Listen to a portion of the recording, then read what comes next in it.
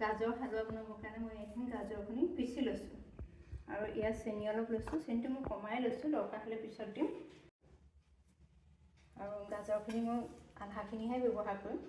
এটা গৰম হৈ দি লৈছোঁ, প্ৰথমতে কমাই লৈছোঁ।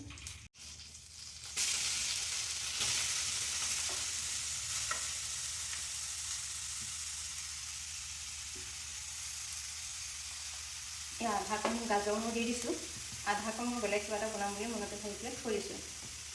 এইখিনি দিয়ে মই হালোৱাটো বনাওঁ, কাৰণ গাখীৰটো মই যিহেতু আধা লিটাৰহে লৈছোঁ। মই এনেকৈ ভাজি থাকিম, কম জুইত লৰাইছোঁ, বেছি জুই দিব নালাগে। এতিয়া মই ইয়াতে অকণমান ভাজিলোঁ, অলপ সময় 15 মিনিটমান ভাজিলোঁ। তাৰপিছত ইয়াত চেনি অলপ দিছোঁ। চেনি দিও মই আৰু অলপ সময় 5 মিনিট ভাজিছোঁ। চেনিখন অকণমান গলিবৰ কাৰণে মই ইয়াৰ ঢাকনিখন দি দিওঁ। এতিয়া অকণমান দেৰি চেনিখন ইয়াতে গলি পেলাই মিক্স হ'ব। গাজৰখিনি ইয়াত গলি গ'ল ধুনীয়াকৈ, চেনিখিনি এটা মিক্স হৈ গ'ল। ইয়াত মই এতিয়া ইলাচি এটা দিম, ভাল গোন্ধ হ'বৰ কাৰণে।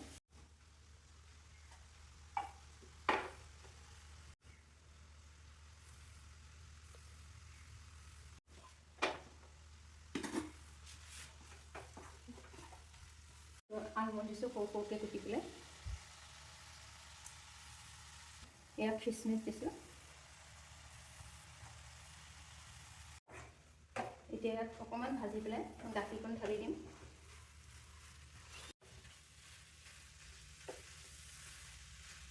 এইখিনি প্ৰায় হৈছে। ইয়াত গাখীৰ অকণ দি আৰু 20 মিনিটমান উতলক।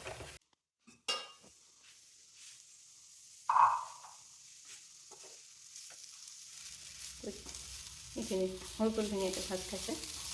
এতিয়া মই ইয়াত এখন গাখীৰ দি দিওঁ।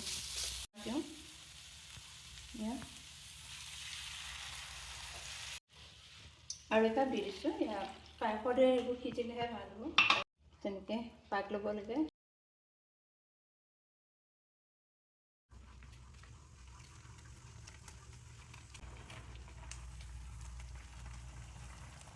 কমাই অকণমান উতলটো ধৰিছোঁ, ভালকৈ সিজক।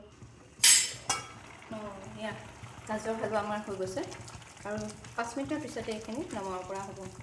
আৰু 5 মিনিট পকালেই হ'ব। অকণ অকণ গাখীৰ লাগি থাকিলে ভালো লাগে, একেবাৰে টান হৈ যোৱাতকৈ।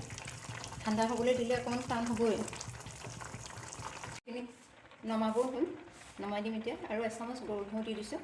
ইয়াৰ গোন্ধটো খুব ধুনীয়া ওলাই থাকিব।